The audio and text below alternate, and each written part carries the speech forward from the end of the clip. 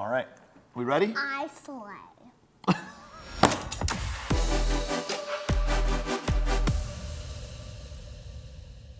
All right, guys. I'm here with Penelope Bratz, and this is my firstborn child. How old are you? 9. And a half, actually, as of like 2 weeks ago. I'm not. 9 and a half. I am? You sure are. So we thought it'd be fun to do a podcast episode with Penelope. And Penelope's been kind of in front of the camera for probably 5 or 6 years now. Do you remember the video? Hey, Penelope, what are the 3 steps to building wealth? Step 1, earn money. Step 2, save money. Step 3, invest your money. And it leads to financial freedom. Penelope is not shy of a crowd. She likes to speak in front of a crowd, right? Sometimes. And she's been on stage several times. You've been on stage at legacy events. You've been on stage at dance competitions, Ayla's Army, fundraiser. dance competitions. More dance competitions. Remember last summer when you got up there in front of that event and you talked to everybody about buying assets and liabilities? And what do you invest your money into? Assets. Assets. What do assets do? Put money in your pocket. Ooh, wait, can you give me a couple examples of assets?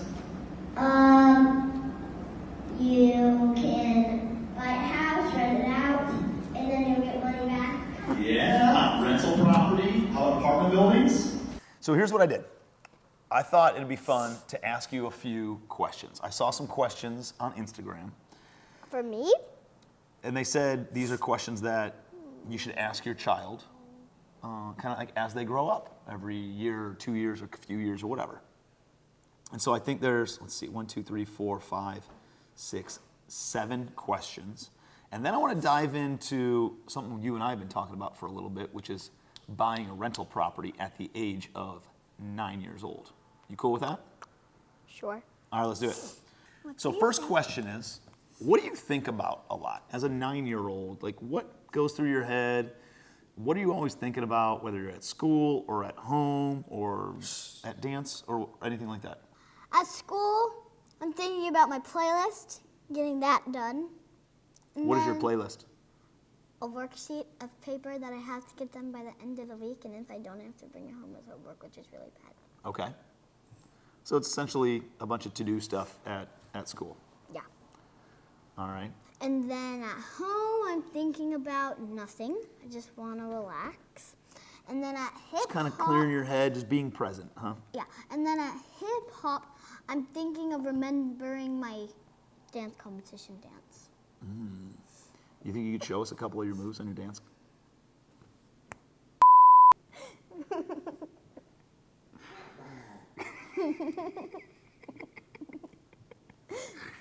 Are you a good influence on your little sister? Yeah. She says croc in a monster voice. Annabelle. Is that your monster voice? Can you say croc like a monster? Can you say mama like a monster? Can you say dada like a monster? Dada. It's hard to say pip. Can you say pippa like a monster? Pippa. She just started doing this when she thought it was really funny.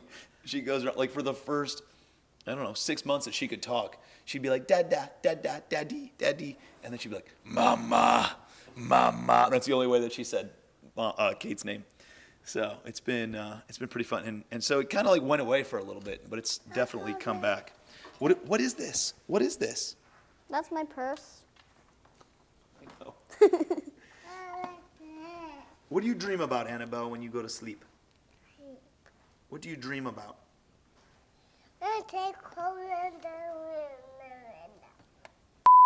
All right, question number 2. What makes you happiest? What really fills you with joy, makes you feel good? Dancing and getting my playlist done on Wednesday. Ooh, but I can't do it tomorrow because it's Halloween. Getting all your work done early? Which gets me really mad, and so I have to do it today. So it makes you happy at school, getting your work done early. Makes you happy being at dance with your friends and learning the new moves and like just being in the music. What about at home with family? What makes you happiest when you're hanging out with the family? Watching a movie or going on like beach walks or playing outside or something. Golf cart rides. So like spending some time with the family. Yeah. Makes you the happiest? Yeah, and last night when I got home from hip hop, I was playing with Annabelle, and she was having so much fun, and it was so much fun. So yeah. I love that. All right, that's a good one. Oh, this one gets pretty serious and intense. How do you feel around me most of the time? How do you feel around when you're with your dada? Usually happy and stuff, but when I get mad at you or you yell at me, then I feel sad and angry. Oh, but usually you're happy? Do you feel safe around me? Yeah, I'm loved. And loved? Yeah. Yeah. And do you feel brave when you're with me? Yeah. And confident? You can conquer the world? We can do anything together? Yeah. I love you. All right, question number 4. Is there anything about the world that like you want to understand better? Or anything about people that you want to understand? That like a question that you've always had about why is this or why is that or why is that person this way? Why do people not understand such basic things? Ooh, like tell me more. At school, not gonna say any names, but there's this boy in my class that's always cuckoo, okay? And he is like not listening. And we were literally doing easy like division and multiplication problems, and he goes 2 when it's 2 times 10. Like it's so basic. You were close, just add a 0 to the end, but like. Do you think he did it try to be silly, or do you think he did it because he really doesn't know the answer and hasn't learned it yet? Silly, like he always is, but still. What's the difference between being funny? If you just know it, just say that correct answer. What's the difference between being funny and being silly? Being funny is like telling a joke, and being silly is like you're being funny too much, and then you get in trouble. I think. Sounds about right. It's a pretty good definition in my book. You have a book? Anything else that? No, not really. A metaphorical book. Number 5. This is going to be a good one. You ready for it? What's your favorite memory with our family? When we went to St. Augustine, when we went to, what's the place called? St. Augustine.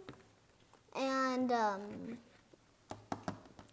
what was the other place called? It was like, we went on vacation there. Bahamas? Yeah. Bahamas, St. Augustine. St. Augustine, Bahamas, and, wait, what was the question? I don't remember. What's your favorite memory with our family? Oh, I'm going to St. Augustine, going to the Bahamas, playing like games at home. Yeah. I like our golf cart rides. I think we have some pretty good golf cart rides. Oh, beach walks. And beach walks. I We've saw had a some dolphin. really epic beach walks too. All right, number 6. Is there anything you're worried or stressed about? Like what worries you? What stresses you? Getting my playlist done stresses me out. And if I miss a day at hip hop, it stresses me out because they always learn something new. Well, actually this week and last week we didn't. But it's okay. And then yeah. And then also like if I like have like if like someone talks too much, like what are you saying? Do you think you're talking too much right now? Yes. Number 7. Last one, and then we're going to dive into buying a rental. Is there anything you want to learn about together with me? How to ski. Well. What have we talked about on that front? Huh? What are we doing this winter? Ski lessons. We're going to do ski lessons. I think that's going to be a really fun one because that's a skill that you're going to learn and you'll know for the rest of your life. And it's a lot of fun. I love skiing. Yeah. I'm excited to take you guys. What else? What else do you want to learn together? You want to learn piano? Want to learn guitar? You want to learn another language?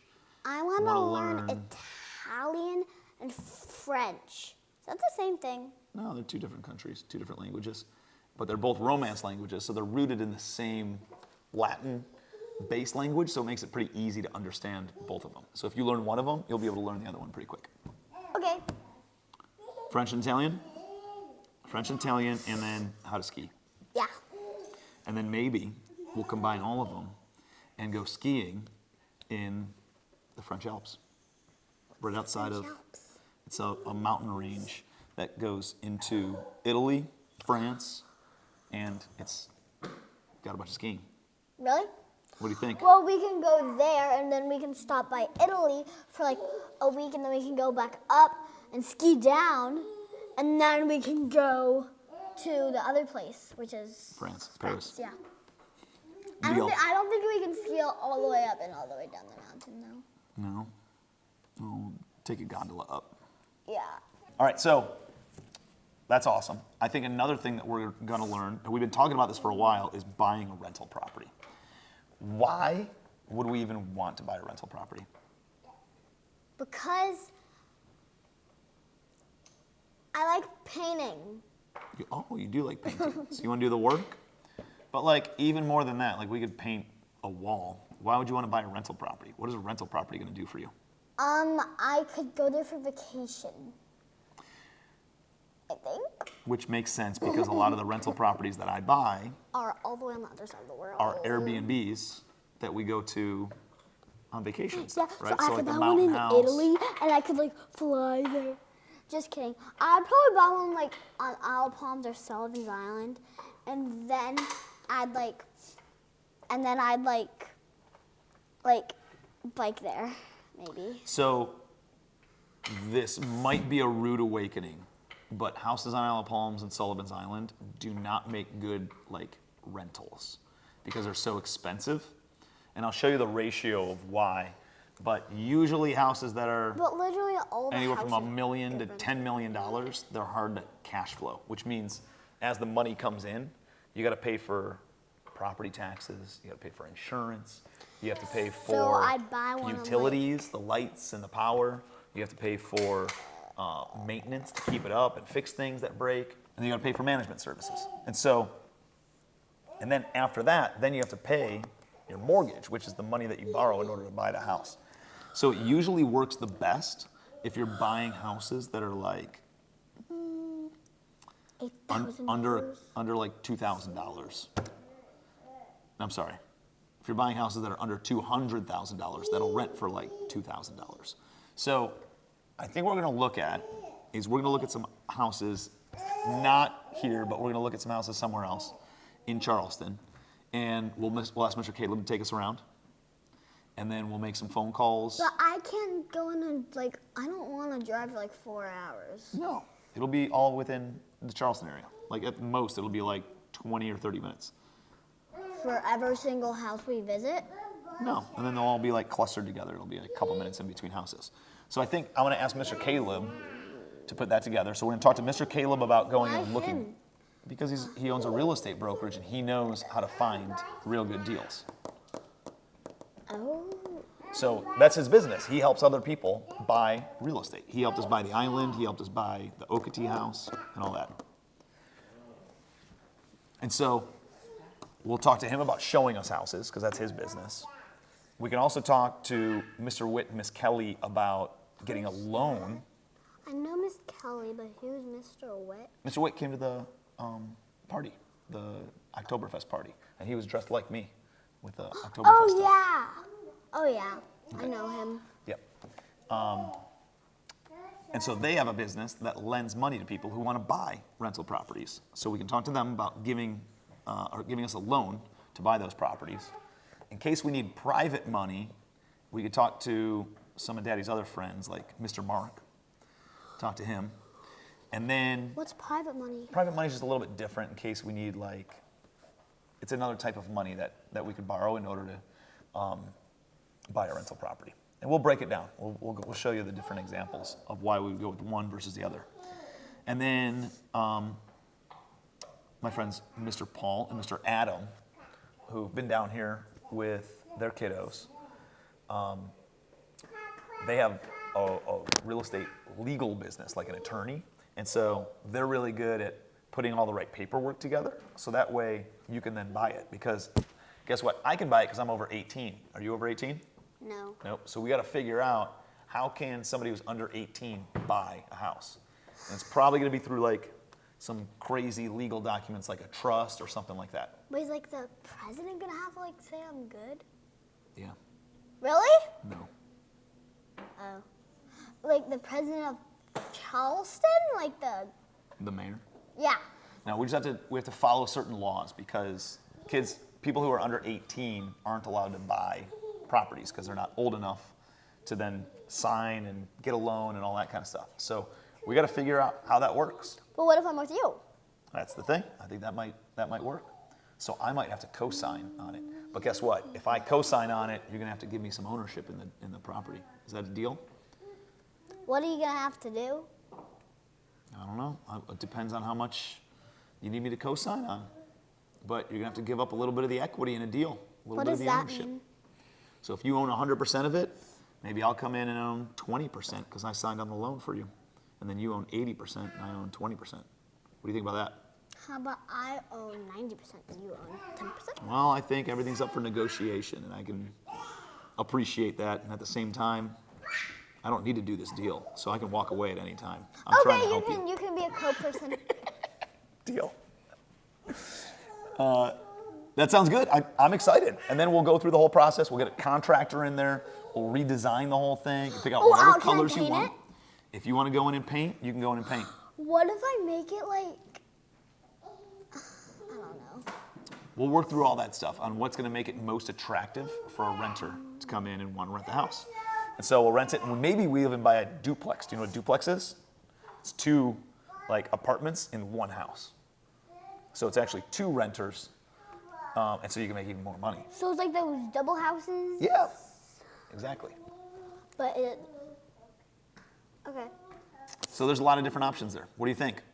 Yeah. And is a rental property, is that an asset or a liability? An asset. What does an asset do? Puts money in your pocket. Yep. What does a liability do? Take the money out. Takes money out of your pocket. So by buying an asset, it's going to put money in your pocket. And then what can you do with that money? Buy a phone. You can go buy a liability if you want. Really? I could buy a phone? No, not until you're 12. Oh, wait, that's only 2 years. No, it's 3. 2.5. 2.5. Wait. Miss Penelope, thank you for being on the podcast. Where can our viewers find you? On Dad's channel. That's it. That's the right answer. And Check Annabelle out told the Legacy Wealth podcast. And you'll see me. Check out the Legacy podcast. Check out the Legacy Wealth YouTube channel at Tim Bratz and all the other stuff, right? Yeah. You guys have milk?